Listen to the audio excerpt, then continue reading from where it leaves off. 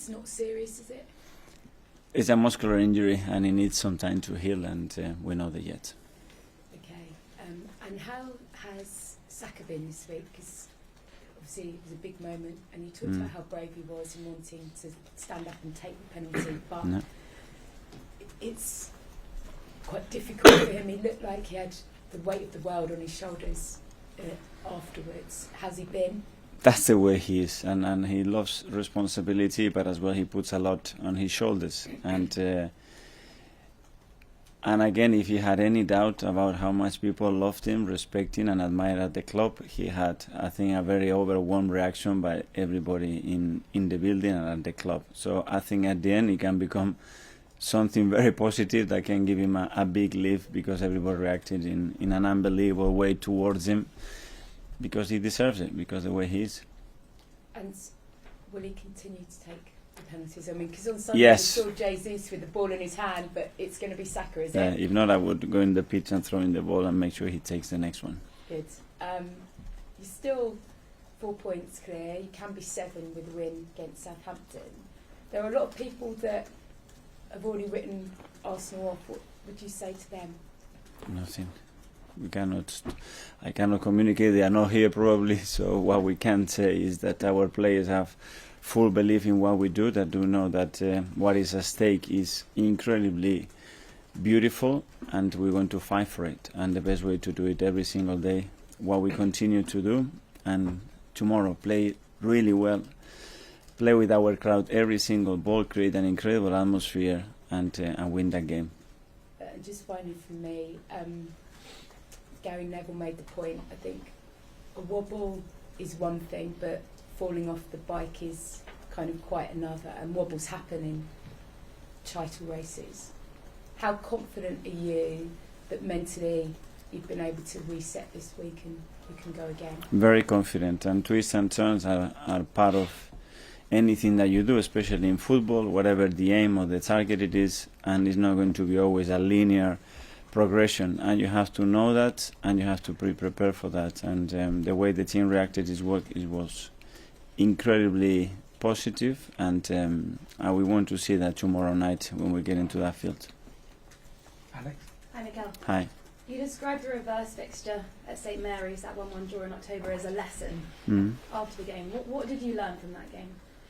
Well, hopefully we are in a better place, but it's true that game had as well very, very critical moments in games that we could have closed the game, and we didn't. And the second half, that especially the first 25 minutes, it was pretty disappointing. But credit to the opposition as well. When you are not able to do what you want to do for long periods, it's because the opposition as well are doing something right. And Southampton, after analysing with a lot of detail, they have impressed me quite a lot. If I was the last game that they played, how they lost with the margin that they lost, the margin wasn't there. And I think what Ruben and the coaches are doing is really good. The rewards, maybe not, they haven't been there in terms of results in some games, but they are a really good team.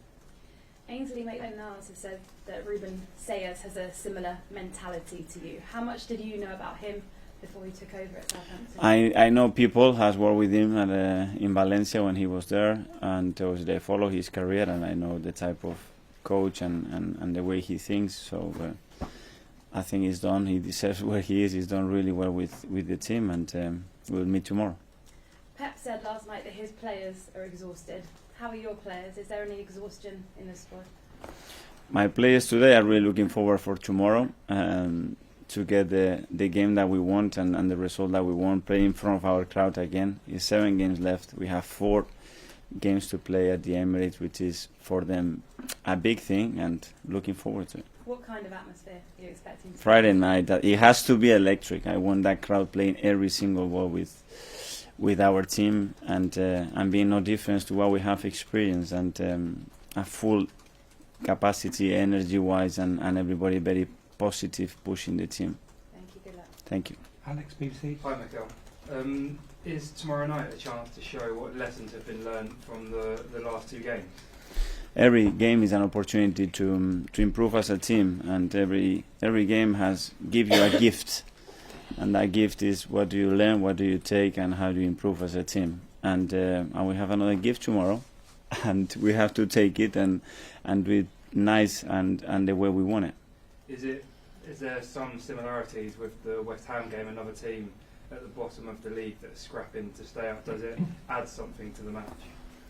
Yes, because the necessity of those teams is one thing, but the quality of those teams is something that as well you have to understand. There is no team in this league that is easy to beat. They all have their strengths, and when you give them hope and belief and they play in their strengths, anything can beat you in the league, and you have to be very conscious of that. How would you take away their hope and belief?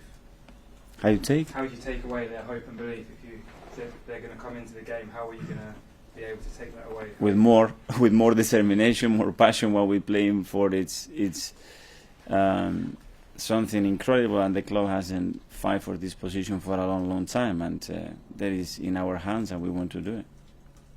Ian, talk slow. Hi Mikel, are you well? Very well. You said last week after the draw West Ham team were too nice. Now, I mean, you can coach things into players throughout the season, how to play football, but how do you coach maybe being a bit more nasty and a bit more... Well, they always maybe got too comfortable at some stage in the game, which is different. They know. I don't have to coach them because they said it straight away. And they know it's in the system, it's in their gut, and tomorrow we have to show it. Something is to say it, now it's time to show it, and when it comes to the similar position, react in a different way and be much more ruthless. I know you're not looking beyond tomorrow, but nearly everybody else is saying next Wednesday is the title decider. So how difficult is it for you to make sure your players are 100% focused on the job in hand without looking too far ahead? That's it. That's the conversation we had the other day, and nobody's talking about what's going to happen next Wednesday. We have to become really boring to everybody and be very repetitive and just focus on what we have to do this morning. That's it. I mean, each game as it comes. Sorry? Take each game. Each ball. Now it's each ball, not each day, each ball. So we can change a little bit. Last season, you were well placed to finish top four, and the end of the season kind of fell away. How much did you learn from that to take into these last 7 games? Different scenario. I think that the season, the way the season unbuilt was very different as well. It's very difficult to compare, but every game brings you challenges and opportunities, and at the end is how you cope on the day. What you prepare, what you do, it's fine, but at the end you have to be able to do it in the moment. And finally, is this season right here, right now, been a success come what may? If you finish first or you finish second, would you say for you and for Arsenal, this has been a successful season? We are Arsenal Football Club. The success is judged in the last game of the season. Nick? Hi, Mikel. With the injuries to Zinchenko and Saliba, obviously Rob Holding and Kieran Tierney playing more important roles. Can you just talk about those two players a bit, please, and their contribution now and for the rest of the season? The contribution is huge. First of all, the way they behave around the team, how patient they've been when they had to play, what they have produced in terms of performances, and now, they are playing more games, they are playing more minutes, they will continue to do so, and this is why you need top quality players with the right mentality to be ready when you need them in a way on the pitch, and when you are not using them that much on the pitch to contribute to the team in the right way. And those are two great examples of that. And what's their attitude like? I mean, because Tierney, for example, was a born winner from all his time at Celtic. He must be quite useful to have around when he's trying to close out the title. Yes, they are both great characters. They are really lively around the place. They always bring that special energy to the team, and really happy to have them. Mark Mikel. Just back on Bukayo. With what happened, I know we talked about it before, with what happened at the Euros and the missed penalty and everything that happened after that, did that almost make him untouchable almost when you then see him missing penalties at the weekend, that he can almost brush it off and he's not going to get him down and things like that? I don't know, experiences help obviously, and when he went through, in a way it was tough, and in a different way for somebody that is looking in a different chair, it was something beautiful and a great experience for him, and I think that helped him, that helped not only him but the people around him as well to understand what the reaction has to be, the support and the protection that he needs, and he go again. It's two draws in a row now. Is it the first time you've become maybe a little concerned at the difference in experience at this stage of the season between your players and City's players in terms of knowing the pressures of a title running? And I wouldn't like to compare. the teams. We have to focus in what we have, the reasons why we have dropped those points. I think they were two different games, in my opinion, and the games would have changed like that. You score the penalties is a different game, so the margins are so small in this league, and they have to go your way to get the results that you want, or sometimes the result that you deserve. And just finally, Ainsley Maitland-Niles actually played when he was in your starting lineup when you won the FA Cup. Since then, I think he's had 3 loans that have been varying success. In your mind, when he comes back in the summer, will he be back in your group, or will he be moved on again? Well, he was a really important part, and it's a player with incredible versatility that has played in many different positions, that at the end, for different reasons, some professional, some personal reason, he had to move around in the end. At the end of the season, we'll sit down and decide what the best thing for everybody to do to move forward. Charles?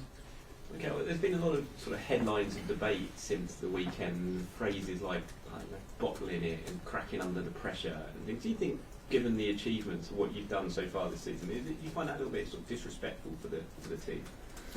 These are opinions at the end, and we have to respect that, you know, and when you set the standards and expectations really hard, after you have to maintain them, and to win every single game in the Premier League is extremely difficult. You know, it's not like you lost 5 games in the last 6 and you are in this situation. It's just you draw 2 matches and you play 2 very difficult fixtures away from home. But when you are there, everyone expects you to win, because the necessity to get the Premier League in this championship, you have to win almost every single game, and that's the demands, and you have to accept that. Just on Gabriel Jesus, I think that people were a bit surprised he came off against West Ham. Is he ready to play a full 90 minutes at this stage, or are you still easing him up to that? We will see, but we've been really careful as well, and obviously there have been some issues within that period when he was doing the final stages of the rehab, and we have to be really attentive. We have players as well that can change the game, that are fully fit, that probably deserve to play as well, and we have to be mindful of that. James? Mikel, Thierry Henry has been speaking this week in his punditry role, and he said that Arsenal as a team have been too emotional in the title race in recent weeks, and you don't win leagues by being emotional. Do you think that's a fair criticism? I don't know, it's just an opinion. I mean, you sort of said you want the team to be more ruthless, to kill games off. Is part of that taking the emotion out of the occasion, if you like? Well, you have to be. When you have big situation to score a goal, you have to put it in the net, because the margins are so small, and you have to defend much better than we did, especially the second goal and how the first one was produced. But these are as well individual situations that can happen in football. This is the first Premier League weekend, I think, in 6 where you play first against City. Is that an advantage this time? I don't know, in the last 6 weeks a lot of things had happened, and we play when the fixtures come, and we don't know what the other ones are playing, and we just have to focus on doing what we have to do and win our games. Do you have any issue with the scheduling? Because it's been week after week you've been playing second, and it looks from the outside as though that is a tougher thing to have to do. There is something there, but obviously our game is being moved as well. The Chelsea game is being moved. It's true that there is an FA Cup weekend right now, and things will turn around. So it's what it is. We cannot control a lot of the things, because it's down to the TV, sometimes the police as well, to understand what we can do. Were you frustrated that, in particular, that Chelsea game got moved? No, it's not frustration. You have to understand certain situations. We are not the only team as well, and you have to be fair on that. Hi, Mikel. Hi. Similar to Nick's point on the squad players like Kieran Tierney and Rob Holding, I guess, is Emil in kind of a similar situation because he hasn't played in the last few weeks that often, but obviously proved last year how important he can be. So how is he kind of dealing with that, and how do you kind of feel his progression is going? Well, and he's pushing, and in football what you've done a year ago, a month ago is not. It's about what you do now, what you did yesterday, and what you're going to do tomorrow. And the player has to have that mindset, and the contribution has to be now to the team to make us better and to make us win games. Do you feel it is there? He is there, very close to it, yeah. Thanks, folks. That's the end of the live.